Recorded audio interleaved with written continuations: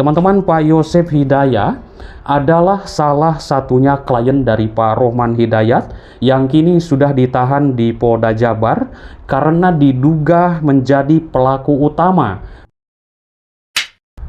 Baik teman-teman, kita lanjutkan kembali pembahasan kasus pembunuhan di Subang, Jawa Barat. Di video kali ini, yang ingin aku bahas adalah tentang statement Pak Rohman Hidayat, kuasa hukum dari keluarga Pak Yosef Hidayat. Teman-teman, menurutnya tenang saja. Menurut keterangan Pak Rohman Hidayat dalam sebuah wawancara di salah satu media massa, Pak Rohman blak-blakan soal Yosef tak ajukan pra-peradilan. Di sini banyak sekali pertanyaan masyarakat Indonesia, kenapa ya Pak Yosef tidak mengajukan pra-peradilan, sedangkan yang lainnya, yaitu Ibu Mimin dan juga kedua anaknya mengajukan pra-peradilan. Tadi saya mendengar kabar hari Senin dan juga Selasa adalah keputusan dari sidang pra-peradilan tersebut, teman-teman. Kuasa hukum dari Muhammad Ramdhanu mengatakan bahwa hanya buang-buang waktu saja dan memperlambat, katanya seperti itu ya. Wajar saja perdebatan antara kuasa hukum dan juga kuasa hukum, karena di kasus Subang ini kuasa hukumnya banyak sekali. Ya, semua saksi, semua tersangka memakai kuasa hukum, jadi wajar saja jika adanya perdebatan. Oke. Baik, teman-teman, pengacara Pak Rohman Hidayat blak-blakan soal alasan, yaitu pihaknya tidak mengajukan gugatan pra-peradilan untuk salah satu kliennya yang sudah menjadi tersangka di dalam kasus pembunuhan di Subang, Jawa Barat itu, yaitu Pak Yosef Hidayat. Ini tidak mengajukan pra-peradilan. Nah, ada sebuah komentar, ini aku silangkan ya. Kenapa ya Pak Yosef Hidayat tidak mengajukan pra-peradilan dalam kasus pembunuhan istri dan anaknya? Apakah Pak Yosef ini ada dua alat bukti yang memberatkannya dan dia takut tidak akan menang dalam sidang pra-peradilan ini? Komentar publik yang aku baca seperti itu, ya kita teman-teman positif saja karena yang namanya kasus hanya urusan pihak kepolisian ya. Nanti misalkan hari Senin dan juga Selasa, adapun diterima, adapun ditolak sidang pra-peradilan, kita sebagai warga masyarakat hanya ingin kasus ini terungkap seperti itu, demi keadilan kedua korban. Ya, ini ceritanya memang banyak lika-liku di dalam kasus Subang ini, kita bahas semuanya seperti itu. Karena memang kalau tidak dibahas, kasus Subang ini akan tenggelam dan sepi. Alhamdulillah sekarang dari rekanku yang terus terjun ke lapangan, yaitu Bang Freddy Sudaryanto, saya belum bisa karena ada kesibukan juga pekerjaan teman-teman ya.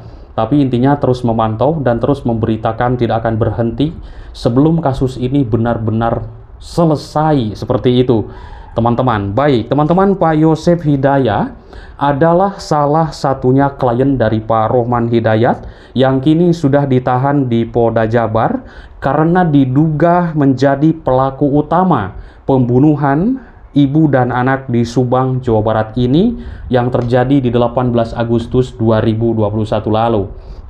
Meskipun dia sudah jadi tersangka, Pak Yosef ini, tapi kita tetap memakai bahasa dugaan ya, diduga. Karena kita memang belum tahu yang sebenar-benarnya, siapa sebenarnya pelaku utama, siapa sebenarnya dalangnya yang mengatur skenario dalam kasus ini. Tetap kita bahasa menduga seperti itu teman-teman ya. Tidak langsung memvonis, ya dia pelakunya. Tidak langsung seperti itu teman-teman. Kita lihat saja karena ini kan belum digelar ya sidang utama, yaitu nanti Danu akan menjadi justice kolaborasi atau kolaborator, yaitu intinya bekerja sama dengan pihak kepolisian untuk membongkar suatu kasus atau yang akan dibongkar nanti kasus pembunuhan Ibu Tuti dan Amalia.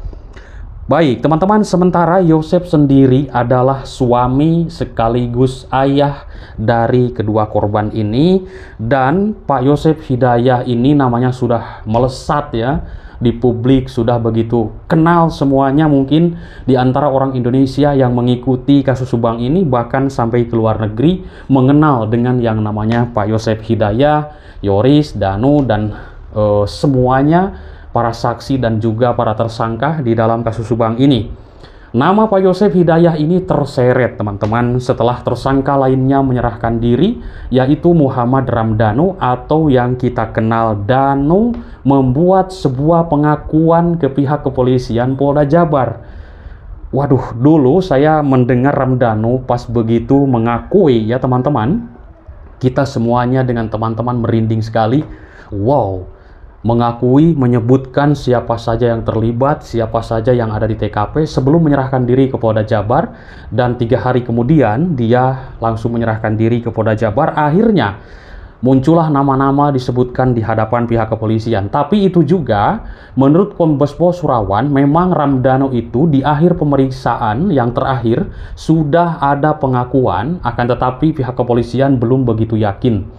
Teman-teman, belum begitu yakin dengan keterangan Ramdhanu. Akhirnya terus-menerus dipelajari dan Ramdhanu ini didalami seperti itu. Akhirnya dia mengakui perbuatannya, keterlibatan dalam kasus pembunuhan di Subang, Jawa Barat ini. Baik, teman-teman. Nah, nama Yosef, nama Ibu Mimin dan juga kedua anaknya itu terseret dalam kasus pembunuhan di Subang, Jawa Barat ini. Akhirnya pihak Pak Rohman Hidayat sudah sekian lama yaitu mendampingi dari keluarga Pak Yosef ini, yaitu Pak Rohman sendiri hanya mengajukan gugatan pra-peradilan atas nama 3 kliennya, yaitu yang lain atau Pak Yosef tidak mengajukan pra-peradilan, hanya Ibu Mimin dan juga kedua anaknya yang sekarang sudah menjadi tersangka di dalam kasus Subang ini. Tapi kita warga masyarakat hanya melihat yaitu keterangan Ramdhanu, ya kan? Sedangkan pihak kepolisian lebih mendalam lagi, kita serahkan saja karena pihak kepolisian tidak gegabah dalam menetapkan tersangka kalau tidak ada 2 alat bukti. Berarti dalam kasus ini ada 2 alat bukti yang memberatkan Ibu Mimin dan kedua anaknya, teman-teman. Kita lihat saja nanti di pengadilan, karena Pak Rohman Hidayat juga kekeh ya, ingin sekali diuji di pengadilan pengakuan Ramdhanu ini. Ini akan ramai, teman-teman. Karena ini bukan kasus main-main. Pertama, kasus pembunuhan. Kedua, ini kasus perencanaan. Seperti itu. Jadi semuanya direncanakan. Semuanya dibuat skenario, dibikin bingung, seperti itu yang saya simak selama ini. Wow, kasus Subang ini kok banyak sekali sandiwara. Ya, memang benar sekali. Baik, hal itu lantas memicu sejumlah tanda tanya juga dari publik, yaitu karena Pak Yosef Hidayah tidak disertakan dalam gugatan pra-peradilan di kasus Subang tersebut. Kita tidak mendengar Pak Yosef mengajukan pra-peradilan. Bahkan bertanya, kenapa Pak Yosef tidak mengajukan pra-peradilan? Apakah ada yang memberatkan ke Pak Yosef ini, yaitu 2 alat bukti, dan meskipun mengajukan pra-peradilan tidak akan menang seperti itu, teman-teman. Kita lihat saja nanti, adapun diterima dan tidak di sidang pra-peradilan, ya kita sebagai warga masyarakat, apapun itu urusannya, biarlah pihak kepolisian yang menangani masalah diterima dan tidak atau keputusan hakim di sidang pra-peradilan. Ya otomatis kalau misalkan sidang ini ditolak, pasti langsung ditahan. Tapi kalau diterima, ini pun masih tanda tanya, apakah nanti status ketiga tersangka ini akan bebas dari tuduhan menjadi tersangka, seperti itu. Baik teman-teman, bahkan beredar juga spekulasi-spekulasi di masyarakat yang saya simak ya, di berbagai kolom komentar, bahwa Pak Yosef telah mengakui yaitu dirinya ini adalah pelaku utama dalam kasus pembunuhan di Subang ini. Sudah mengakui seperti itu, dugaan-dugaan di masyarakat yang saya simak juga di berbagai kolom komentar. Ini banyak sekali perdebatan ya teman-teman. Jadi di komentar itu teman-teman ngobrol seperti itu. Apapun itu saya selalu menyimak dan juga membaca komentar dari teman-teman. Apapun komentarnya seperti itu, luar biasa menarik ya. Karena kasus Subang ini kalau tidak dibahas atau tidak kita viralkan, maka ini akan tenggelam dan terlupakan teman-teman. Ini kasus sudah menjadi perhatian nasional teman-teman. Baik, lantas benarkah kabar yang beredar itu, yaitu Pak Yosef sudah mengakuinya melakukan atau dalang utama dalam kasus pembunuhan di Subang ini? Pak Rohman Hidayat membantah. spekulasi yang beredar di masyarakat mengenai alasan kliennya yaitu Pak Yosep Hidayat tidak mengajukan pra-peradilan. Jadi Pak Rohman Hidayat membantah, teman-teman.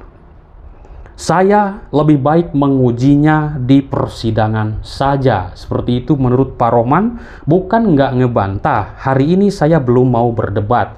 Karena menurut Pak Rohman, lagi fokus yaitu terhadap gugatan sidang pra-peradilan yang diajukan Ibu Mimin dan juga kedua anaknya, karena kesempatan menang atau untuk diterima itu lebih besar. Oke, buat Ibu Mimin dan juga kedua anaknya ada di ruang, ada juga kesempatan, ada proses yang bisa kami tempuh, namanya pra-peradilan, peluang kami jauh lebih besar menurut Pak Rohman Hidayat. Kalau kita sebagai warga masyarakat mau menang mau tidak, ya kan, yang penting kasus ini terungkap demi keadilan kedua almarhumah. Kalau masalah sidang pra-peradilan mungkin kita nggak terlalu inilah teman-teman ya teman. Yang penting kasus ini terungkap, para pelaku ini dihukum dengan seberat-beratnya. Baik, Pak Rohman Hidayat pun tak memungkiri pertanyaan terkait alasan Yosep tak mengajukan pra-peradilan itu selalu sampai di telinganya. Jadi, apapun mungkin yang kita bicarakan dari masyarakat, baik dari manapun itu, Pak Rohman selalu mendengar dan menyimak teman-teman dari ya mungkin dari media atau dari mana seperti itu. Intinya kasus ini terungkap. Oke teman-teman, terima kasih atas perhatiannya. Semoga teman-teman sehat selalu, semangat terus sampai selesai kasus Subang ini. Terima kasih, bye-bye.